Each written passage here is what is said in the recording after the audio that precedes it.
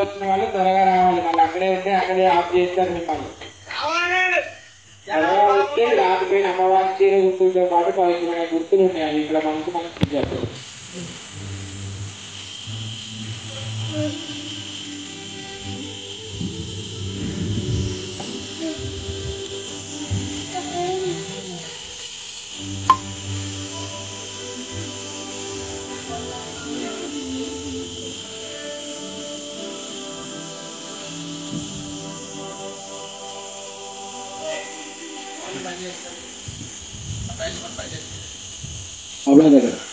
మా తాతనే పాక లోపల నుంచి వెళ్తే అక్కడికి వెళ్తారు.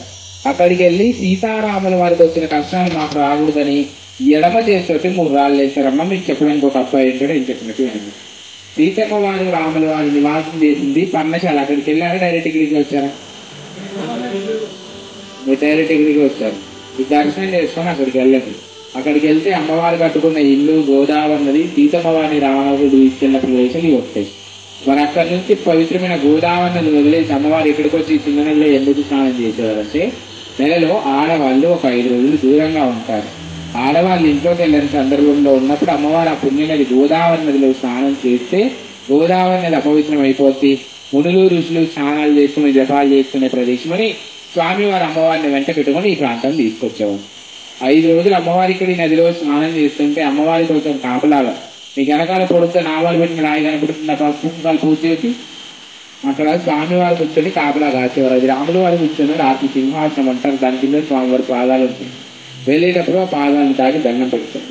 5 రోజులు అమ్మవారి ఈ నదిలో స్నానం చేసి రాత్రి మీద క్రీడలు ఆడేసి 6వ రోజు పర్ణశాలకు వెళ్ళేటప్పుడు అమ్మవారికి అరణ్యంలో బొట్టు పెట్టుకోవడానికి పూజ చేసుకోవడానికి పసుపుకుంటాలు అనేది లేవు. అందుబాటులో ఉన్న లక్ష్మణ స్వామివారు అమ్మవారి కోసం ఇటు తూర్పు ముఖాన కనిపించే 9 కిలోమీటర్ దూరంలో ఉన్న 70 అడుగుల కొండ నుంచి ఒక పసుపు రాయిని కుంకుమ రాయిని తెచ్చిస్తే ఆ రాళ్ల నుంచి వచ్చిన పసుపు కుంకాలని రంగరించుకొని సీతమ్మ వారు ఆ చెట్టు కింద పూజలు పునస్కారాలు చేసింది. అమ్మవారికి నిదర్శనమే చెట్టు కింద ఉంటారు. అమ్మవారిని కూడా దండం పెట్టుకోండి. అమ్మవారి బొట్టు పెట్టుకున్న పసుపు కుంకుమలు ఇలా ఉంటాయి. ఇక్కడ కనపడుతున్న పేపర్లో అలా ఉంటాయి. ఒక రాయిని అరగదీస్తే పసుపు వస్తుంది, ఒక రాయిని అరగదీస్తే కుంకుమ వస్తుంది.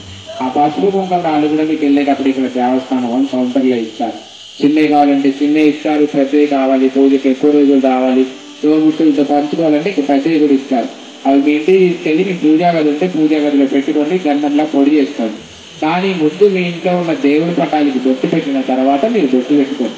రేపు ఏదైనా మంచి పని మీద శుభకార్యాలకి మీరు ఏదైనా ముఖ్యమైన పని మీద దూర ప్రయాణాలు బయటికి వెళ్ళేటప్పుడు ఆ సీతమ్మ వారిని తలుచుకొని ఆ బొట్టు పెట్టుకొని వెళ్తే ఎలాంటి పనులైనా అమ్మవారి దయ వల్ల ఈ ఆటంకాలు రాకుండా జరుగుతాయి అనేది ఒక నమ్మకం ఇక్కడున్న స్థానబలం.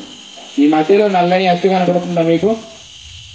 ఈ నల్లని శారిగా స్వామివారి ఉత్తరీయం నడుముకు చుట్టుకొని భుజానికి వేసుకున్న పై పంచ పై కండువ రాముడు వారు.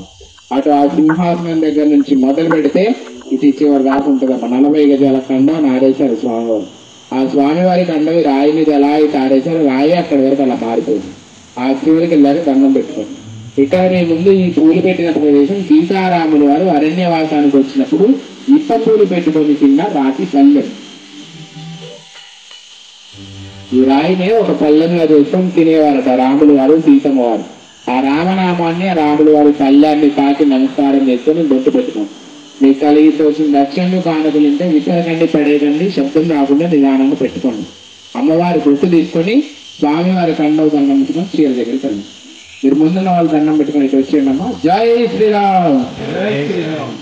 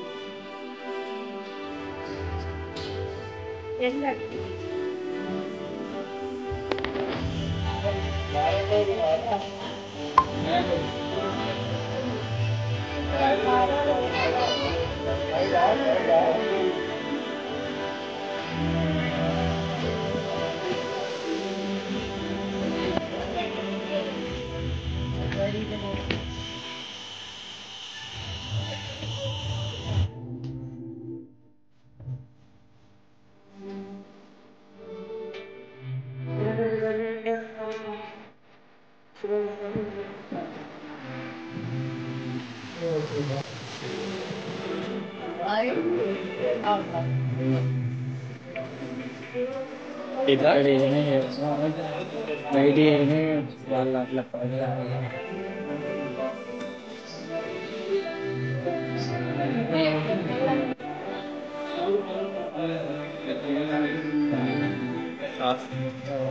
ఫ్యామిలీ కష్టాలు